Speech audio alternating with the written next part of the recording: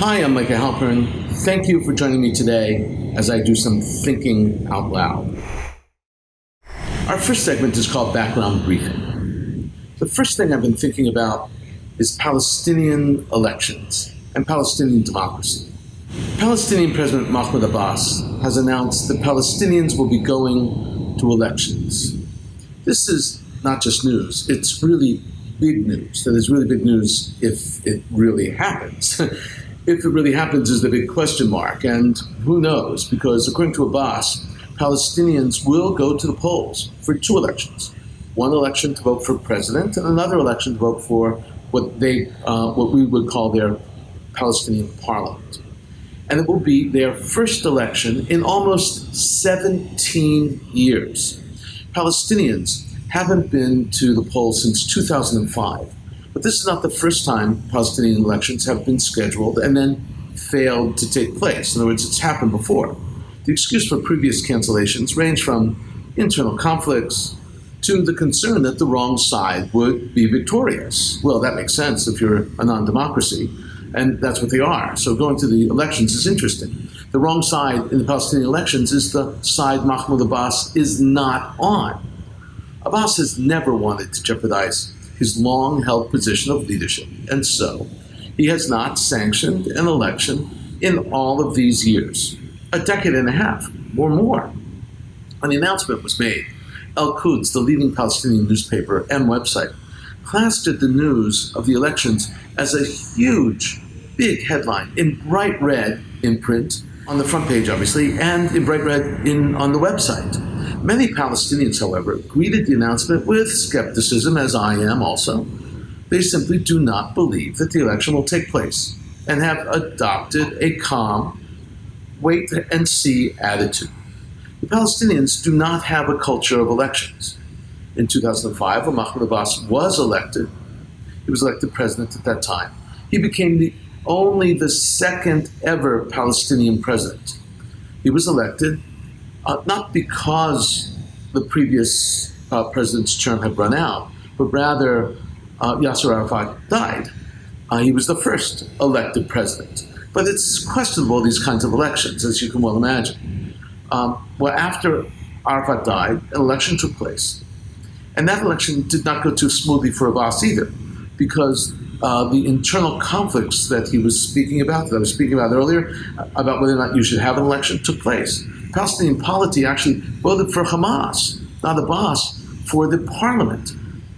Hamas won the plurality in the parliament, and their candidate became the prime minister. When it was determined that Hamas would lead the Palestinian parliament, Abbas, after a short period of time, simply rejected the election, disbanded the parliament, and put his own person as a prime minister. Eventually, by disbanding the parliament and everything else, all of democracy fell down. It fell through.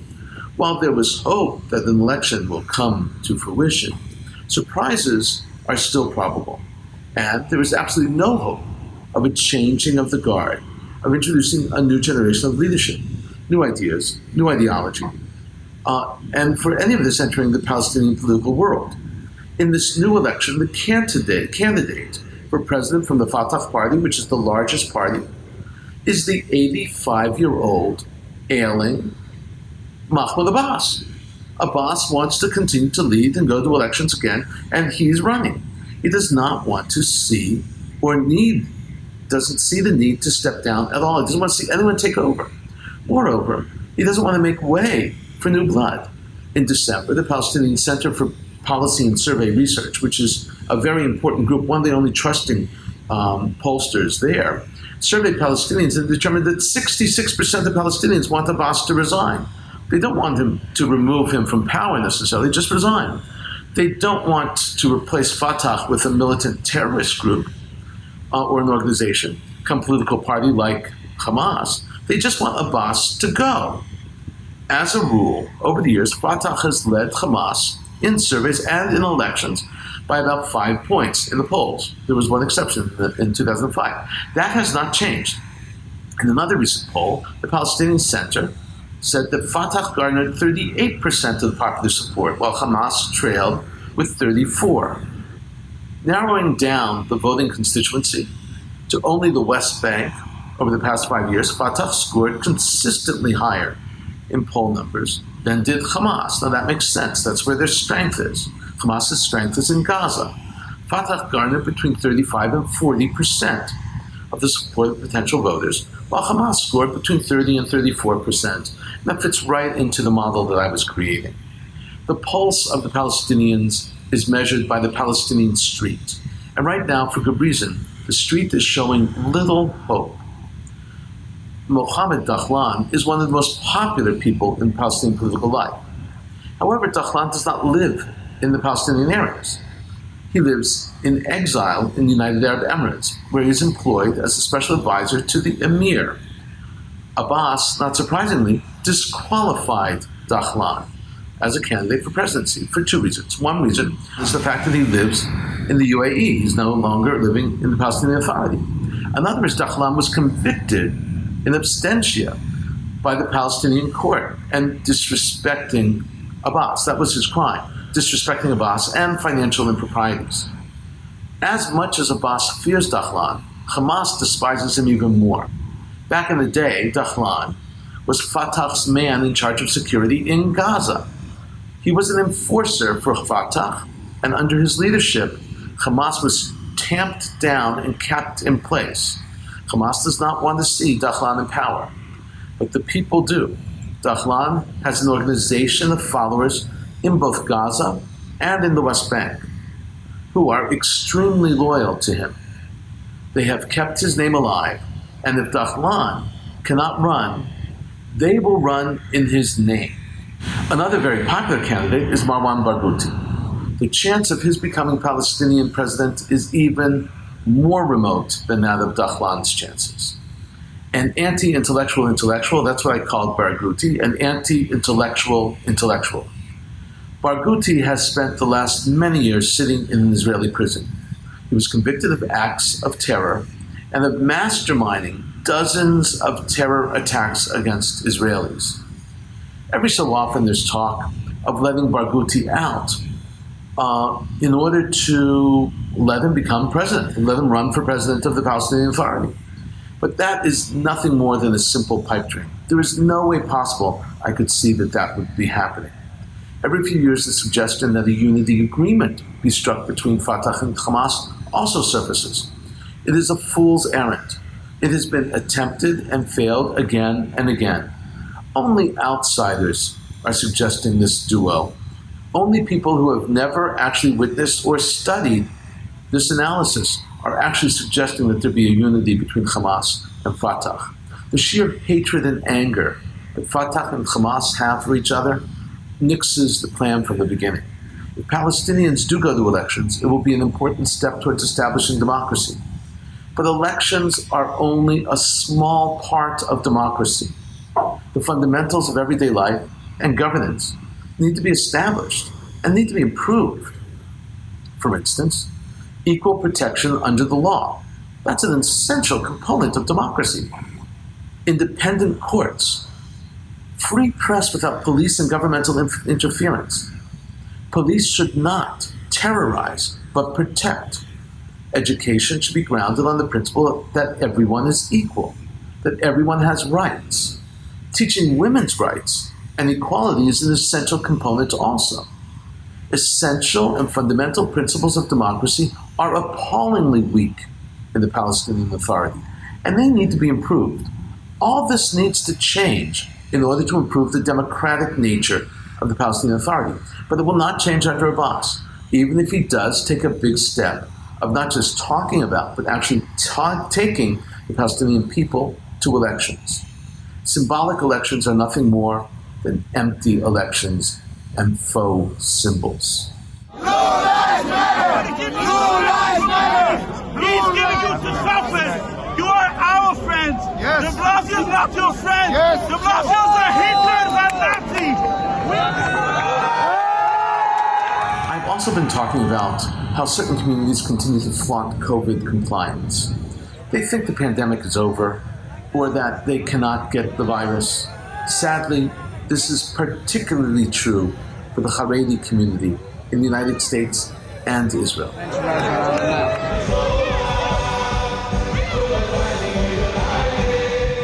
So I was very pleased to see when one Israeli Haredi community leader came out very aggressively, extremely aggressively, against mass events and gatherings and the flaunting of the COVID rules.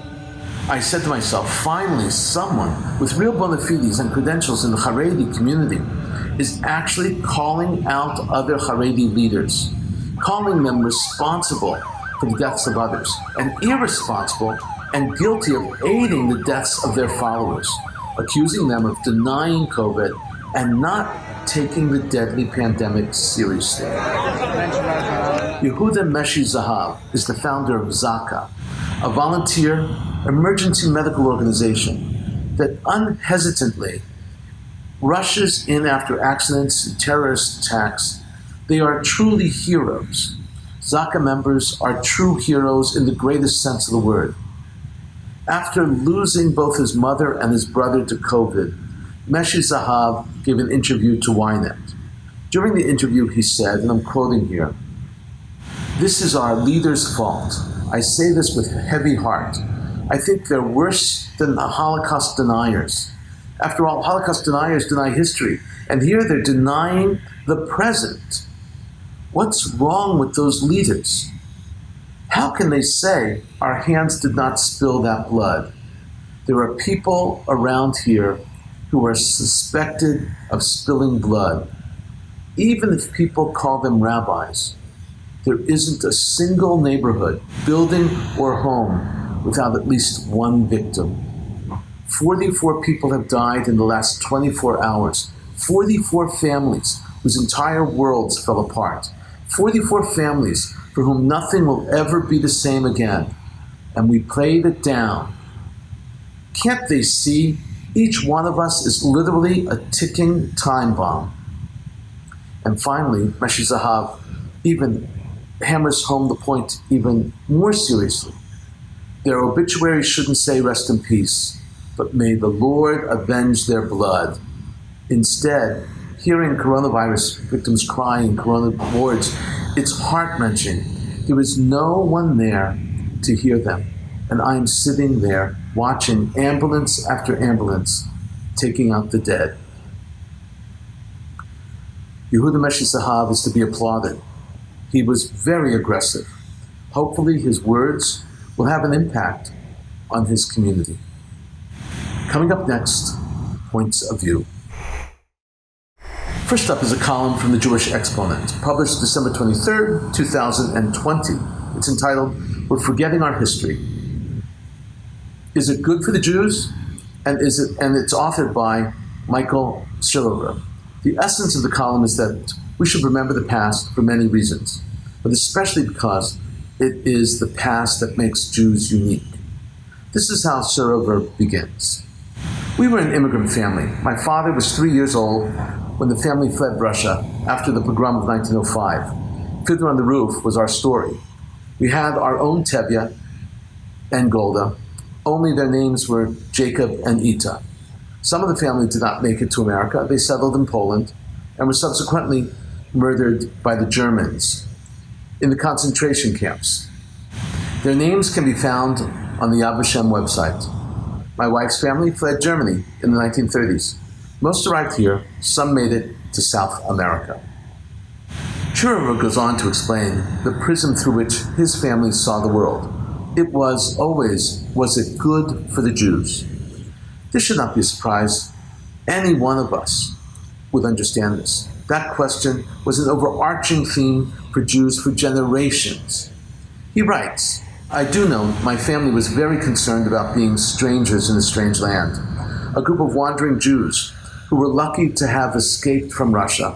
I know that they wanted me to be a real American, so they did not teach me Yiddish. I know that they were concerned about how the Goyim perceived we foreigners. Their only frame of reference was the Russian population, or, in the case of my in-laws, the Germans. So, naturally, they were concerned about how the outside community viewed the Jews. Was it good for the Jews?" And of course, Halpern's family feared anti-Semitism. They had witnessed anti-Semitism and they were petrified of it. Shurova argues that anti-Semitism receded and was addressed in popular culture with important movies and books, like Gentleman's Agreement with Gregory Peck. Well, face me now, Miss Wales. Come on, look at me. Same face, same eyes, same nose, same suit, same everything. Here, take my hand. Feel it. Same flesh as yours, isn't it? No different today than it was yesterday, Miss Wales. In his words, he begins to explain exactly what this is all about. He writes, "Anti-Semitism went underground following the Holocaust and the Nuremberg trials. It became unfashionable. An examination of anti-Semitism started to appear in popular culture, in books, essays, and even in motion pictures. See Crossfire with Robert Young and Robert Mitchum and Robert Ryan, as well as Gentleman's Agreement with Gregory Peck, which won an Academy Award for Best Picture." Now, Shurova explains today's generation. He explains that the generation today does not relate to history. He tries to put it into a context, but the reality is it's hard to understand why they don't connect. He writes, "Now in 2020, I'm the last of my family's immigrant generation. My children and grandchildren do not have my memories or my firsthand experiences. They and members of their generations have grown up and live in a bubble of Jewish American history, informed by more recent years. It's hard for them to relate to the history described above. Further, I'm not sure they can understand anti-Semitic tropes like blood libel, the assertion that Jewish money controls the banks, and the government for that matter, or that heinous book, The Protocols of the Elders of Zion. What is their frame of reference? They don't know enough about Jewish history generally, including the golden age of Spanish Jewry before Torquemada, the Spanish Inquisition, forced conversions, the Marranos, and the expulsion from Spain in 1492. During that golden age, the notion of its end would have been inconceivable. Similarly, Jewish life in the 19th century France may have been thought of as pleasant until the Dreyfus Affair unleashed a wave of anti-Semitism." Shurova's column concludes with a powerful memory of his grandmother. He writes, "It's over 70 years ago, but even today I can visualize my grandmother sitting at her kitchen table, drinking a glass of tea. I would sit in front of her. What we said, I do not remember. I wonder, though, with all she had seen, upon learning about the high-profile actions of Jews in the 2020 election and its aftermath, would she say to them, 'Landsman, is this good for the Juden? Is it good for the Jews?'" Shurova is correct. Unfortunately, we have tools to engage future generations, but to put it simply, the younger generations have other, more interesting interests. It's as simple as that. They don't want to join with the Jewish causes. Next up is a column by Ron Ben-Ishai, published in Ynet on January 20th, 2021. It's entitled "Bibi, Biden, and the Iranian Bomb." And then the subtitle is like 3 sentences, but it's important. Analysis. The new administration is keenly aware of the dangers of the nuclear Iran for Israel itself and the entire world. But if Netanyahu wishes to have a say in Washington's policies toward Tehran, he must first deal with the new White House's distrust of him.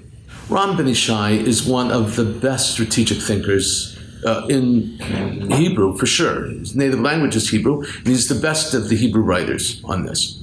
He's masterful at drawing his points and projecting potential issues and risks. He is a spectacular columnist. This is how Ben-Ishai begins. 4 years of Donald Trump proved that U.S. leadership of the free world is irreplaceable. And even before President Joe Biden was sworn into office on Wednesday, his new administration had devised a list of national priorities and immediately began implementing them.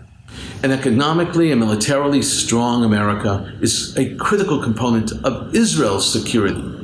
If Biden can heal the rifts created by his predecessor, then the Israeli government, if it acts wisely, could make its national interest a bipartisan issue once again. Ben Ishai explains that Israel and the US are on the same page regarding Iran. It's sort of obvious, and he makes it clear. He writes, Israel has already stated that a nuclear Iran is not an acceptable option and would likely launch a military strike to prevent it, sparking a regional war that would ultimately compel the United States to get involved. Biden's national security team and the president himself have admitted this scenario keeps them awake at night, not only because of Israel's potential actions, but because Iran's nuclear and long-range missile capabilities could threaten America's security as well. Reliable Western sources say that even a temporary resolution to the crisis with Iran must be a priority of the new administration. Ben Ishai explains that what needs to be done here is important. He says, Netanyahu realizes that he must cooperate with the new White House and that a confrontation with Biden during the current election campaign in Israel could harm his chances of winning. Ben Ishai continues, he is also aware of the disruption of U.S.-Israeli military cooperation would endanger Israel's ability to take military action against Iran, should it be necessary. Israel's stated position to the new Biden administration would be to urge the United States to keep economic sanctions in place.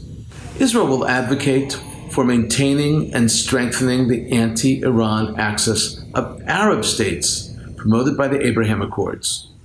But there is one obstacle that must be removed before Jerusalem's relationship with the new administration can be solidified, and that is Netanyahu's standing in D.C. Ben Ishai hones in on the real problem. Netanyahu had a very testy relationship with the Obama administration. Testy is a good word. I'm using that. And now, under Biden, many of the same people are back in the positions of influence, some even in the same positions. He concludes, the Prime Minister's actions during the Obama years have caused resentment and distrust toward the Netanyahu government among the defense and political officials in Washington. One can only hope that their professionalism will overcome their personal animosity for the sake of Israel's security. Hope, and this is me, hope is an understatement. Accurate term would be unbelievable. Israel needs to mend fences and build strong links with the Biden appointees, or Israel will not be as secure, because they will be ultimately with a hesitant America. Coming up, commentary through cartoons where pictures tell the story. The first is a meme that shows just how crazy the days were in the 1960s, especially with regard to issues of safety in the cars. The meme is called Baby Car Seats in the 60s. If you look carefully, you'll notice that there are no shoulder belts, there are no lap belts, there were no safety belts, period. Lap belts were actually added only by special order in the 1960s. Almost no one had them. Only one company actually was able to install them. It's called Interior by Fisher. Fisher was a big Jewish philanthropist out of Detroit. Next up is a picture of a set of keys all knotted up. And the caption reads, "Only a pocket knows how to do this." Lately, I'm trying to find humor in everyday situations. This genre of humor that I'm looking at is neither insulting nor derivative. It pokes humor at all of our lives, the strange situations that we live in, especially because of the corona situation. And so it's worth laughing about it. Next up is a meme put on a corkboard, and it actually reads, it's hilariously funny, "My ability to remember song lyrics from the 80s far exceeds my ability to remember why I walked into the kitchen. That is perfect." Finally, a meme is truly out of this world. The caption reads, "The Weather Channel said dress for the mid-70s today." And the picture is a depiction of a mid-70s dress.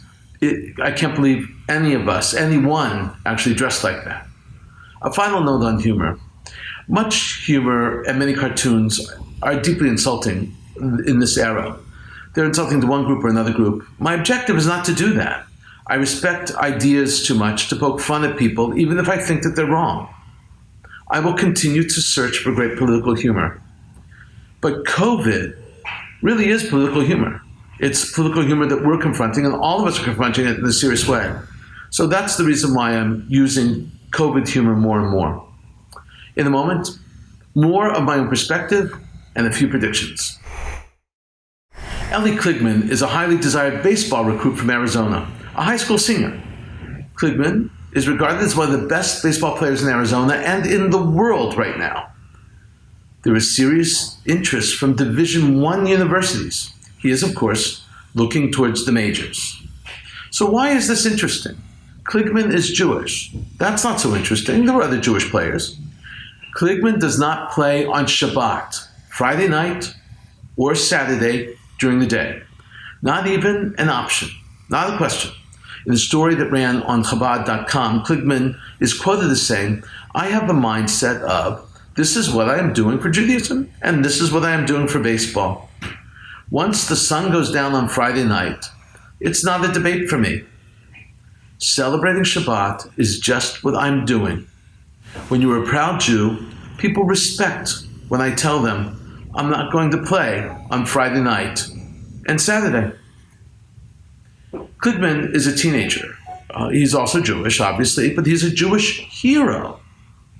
Not yet as popular as, let's say, Sandy Koufax, who refused to play in the World Series on Yom Kippur.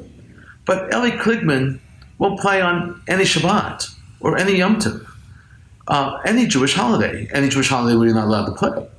It's a remarkable thing, and he's a true hero for American Jewry. We've been thinking out loud about a lot today. Now that you know what I've been thinking, let me know what you're thinking. Email me at micah@jbstv.org. Tweet me at Micah Halpern. Tell me what you think. Before we end, let me leave you with one piquante piece of information. My grandmother used to ask me all the time, so, is it good for the Jews? Or, which candidate is good for the Jews? Interestingly, she never asked which or what was better. It was not a sliding scale, better or worse. The question was either good versus bad. And that was an interesting idea. By Jews, she never meant herself or her family. She meant all Jews. The concept of Klal Yisrael, a greater Israel. The concept of all of Israel. That included people she disagreed with and even people she thought were dead wrong. It included those in the state of Israel and in the diaspora. It also included socialists and communists, people she disagreed with vehemently. It was a total, all-encompassing question, which, by the way, was impossible to answer because of it. So I often reassured her that whoever and whatever happens, and that was a critical component, it will not be a repeat of the pogroms of Europe or the Holocaust. That is what she really wanted to know. Would Jews be safe? I always assured her that yes, she would be safe and the Jewish people would be safe. My grandmother is no longer here to ask me that question, but if she were, my answer would be the same. I do believe that despite the state of affairs swirling around us, Jews are indeed safe, and Jews will be safe. Thank you for thinking out loud with me, Micah Halpern. Let's think out loud again next week on JBS.